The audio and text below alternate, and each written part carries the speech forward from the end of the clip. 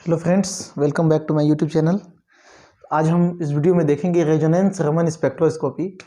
तो आपने रमन स्पेक्ट्रोस्कोपी पिछले वीडियो में देखा है, ठीक है, जहाँ पे क्या होता था, एक मॉलिक्यूल में एच न्यू एनर्जी वाली लाइट आती थी, ठीक है।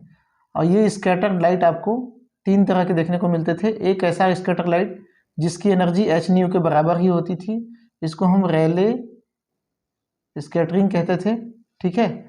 और एक क्या, जिसकी एनर्जी कम होती थी, ठीक है, कम होती थी, ये स्टॉक लाइन कहलाता था। और एक की एनर्जी टकराने के बाद अधिक हो जाती थी, ठीक है। अब इन सब का कारण मैंने वहां बताया है, ये एंटी स्टॉक लाइन कहलाता था। यहां तक क्लियर है, ठीक है। तो ये रेजोनेंस रमन स्पेक्ट्रोस्कोपी है क्या, इसको हम थोड़ा सा डायग्रामेटिकली समझ लेते हैं, ठीक है। यहाँ पे मान के चलो, ये एक वर्चुअल स्टेट है, ये ग्राउंड स्टेट का कुछ एनर्जी, वाइब्रेशनल एनर्जी यहाँ पे है। ये एक इलेक्ट्रॉनिक स्टेट का जीरो कंडीशन, मतलब इलेक्ट्रॉनिक ग्राउंड स्टेट है। और यहाँ पे एक एक्साइटेड स्टेट एनर्जी का ले लेते हैं इलेक्ट्रॉनिक ट्रांजिशन के लिए, ठीक है। ये E1 इलेक्ट्रॉनिक ट्रांजिशन के लिए है। तो जो नॉर्मल रमन स्पेक्ट्रोस्कोपी होता था, वहाँ पे क्या होता था, इसको आप थोड़ा सा लंबा ले लीजिए, इसको इस तरह से, ठीक है, समझ में आने के लिए। ये वाइब्रेशनल लेवल है, किसके लिए, ग्राउंड स्टेट एनर्जी स्टेट के लिए, ठीक है। ये nu is equal to 0 1 2 3 vibrational energy है, समझ लो। ये क्या है, एक्साइटेड स्टेट में वाइब्रेशनल एनर्जी है। इसमें क्या होता था कि आपको जब हम लाइट डालते थे तो यहाँ से यहाँ लाइट को एब्जॉर्ब कर लेता था, और ये यहाँ से यहाँ आके किसी एक एनर्जी लेवल तक एनर्जी इमिट करता था। मतलब V1 से V0 से स्टार्ट हुआ, एक्साइटेड हुआ, एक्साइटेड होने के बाद ये ग्राउंड स्टेट में आया, लेकिन आया कहाँ पे, 1 वाले में। ये क्या था, ये रमन स्पेक्ट्रोस्कोपी था, नॉर्मल है ना। इसको मैं लिख दे रहा हूँ, नॉर्मल रमन स्पेक्ट्रा यहाँ पे मिलता था, ठीक है। रेले स्कैटरिंग क्या होता था कि जितना एनर्जी हम यहाँ से इसको दिए, ठीक है, उतनी ही एनर्जी क्या कर दे रहा है, इमिट कर दे रहा है। लाइन थोड़ा सीधा नहीं बन पा रहा है मेरे से, मतलब यहाँ पे एच न्यू दिए तो ये एच न्यू इमिट किया, तो ये क्या हुआ, रेले स्कैटरिंग हुआ, ठीक है। लेकिन रेजोनेंस रमन स्पेक्ट्रोस्कोपी में क्या होता है, ये जनरली हम मेटलोप्रोटीन के एक्टिव साइट को स्टडी करने में के लिए हम यूज करते हैं। क्या करते हैं, मेटेलोप्रोटीन, जैसे हीमोग्लोबिन, मायोग्लोबिन इत्यादि, इसके एक्टिव साइट की स्टडी करने के लिए ये यूज करते हैं। तो इसको यूज हो गया। हम पहले समझते हैं कि रमन स्पेक्ट्रोस्कोपी होता क्या है, ठीक है। आपको पता होगा, यहाँ मॉलिक्यूल में इलेक्ट्रॉन भी होंगे, इलेक्ट्रॉन होंगे, ठीक है। अगर हम यहाँ पे क्या करें, इसका डेफिनेशन क्या होगा कि हम इतना ही एनर्जी इसको अप्लाई करें, या फिर इतना ही एनर्जी अप्लाई करें जो इलेक्ट्रॉन के एक्साइटेशन के लिए जरूरी हो, इलेक्ट्रॉन के एक्साइटेशन के लिए, एक्साइटेशन के लिए क्या हो, जरूरी हो। तब क्या होगा, इलेक्ट्रॉन ग्राउंड स्टेट से एक्साइटेड स्टेट में चला जाएगा। तो हम ग्राउंड स्टेट से इलेक्ट्रॉन को एक्साइटेड स्टेट में ले जाते हैं, ठीक है।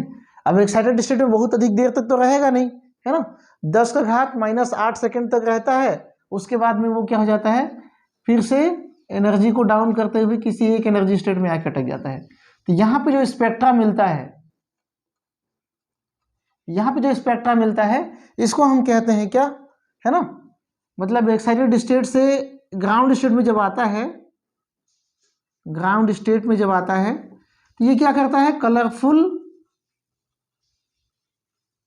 कलरफुल बैंड्स देता है, ठीक है। बैंड्स मतलब स्पेक्ट्रा देता है, ये समझ सकते हो।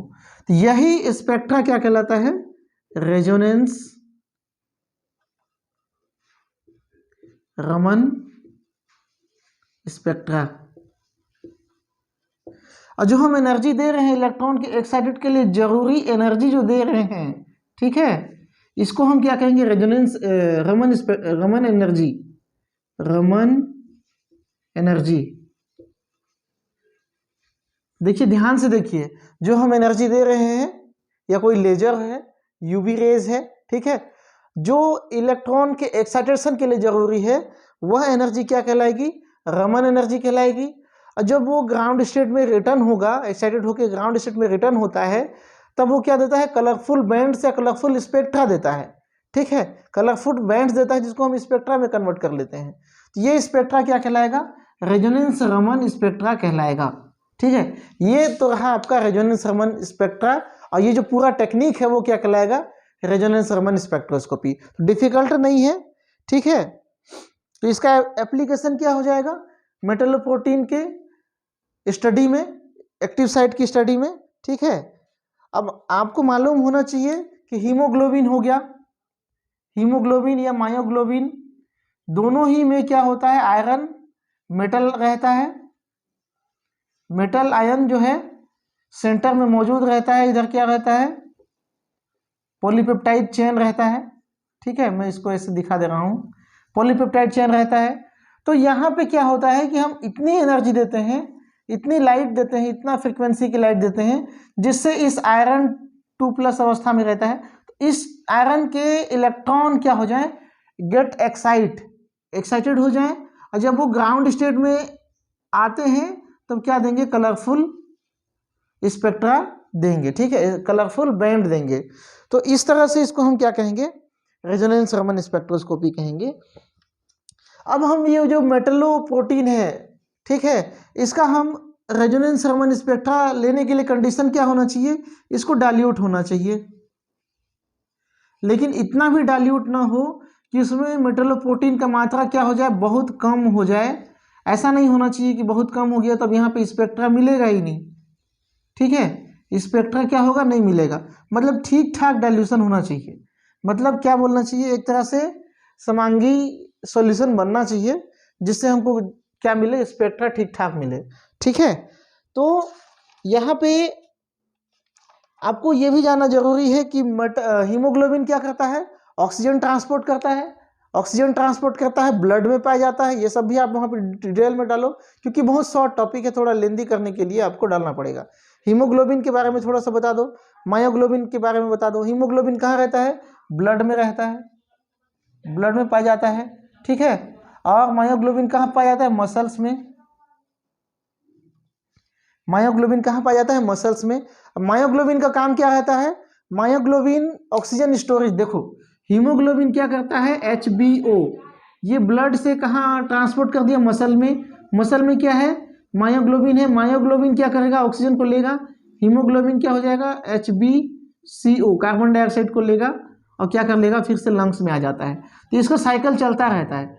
मायोग्लोबिन यहाँ ऑक्सीजन को कंटेन कर लिया, ये मायोग्लोबिन दोनों का स्ट्रक्चर को हम क्या कर सकते हैं, रेजोनेंस रमन स्पेक्ट्रोस्कोपी से स्टडी कर सकते हैं, ठीक है। और दोनों का जो टेक्निक होगा वो कुछ इस तरह से होगा, इसको आप रेजोनेंस रमन स्पेक्ट्रोस्कोपी, ठीक है, ये आप दिखा दो, यहाँ स्पेक्ट्रा ही लिखो, कोई दिक्कत नहीं है, यहाँ से क्या मिलेगा हमको, स्पेक्ट्रा ही मिलेगा, ठीक है। तो इस तरह से होता है। अब हम देख लेते हैं कितना कितना वेवलेंथ पे एब्जॉर्ब करेगा।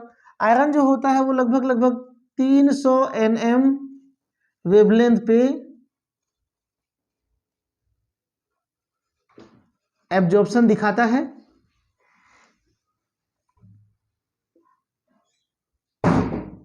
ठीक है, 300 nm। यदि इससे कम वेवलेंथ है मतलब एनर्जी ज्यादा है, 300 nm से कम मतलब फ्रीक्वेंसी यहाँ क्या हो जाएगी, बढ़ जाएगी। अगर इससे कम वेवलेंथ पे एब्जॉर्प्शन दिखाता है तो वो कौन दिखाता है, क्या बोलते हैं, पॉलीपेप्टाइड चेन, ठीक है, पॉलीपेप्टाइड चेन, इसको भी आप यहाँ पे डाल दो, ठीक है। और स्पेक्ट्रा को देखने से क्या समझ में आता है, किस तरह से स्पेक्ट्रा देखने को मिलेगा। स्पेक्ट्रा तो यहाँ पे कोई फिक्स ऐसा है नहीं, है ना, तो कुछ स्पेक्ट्रा इस तरह से जो है आप बना दो, है ना, मतलब इस तरह से क्या करेगा, एब्जॉर्प्शन दिखाएगा। अब यहाँ वेवलेंथ अगर डालना हो तो वेवलेंथ ये 407 हो गया, कितना कितना है याद नहीं है, 367 देन 316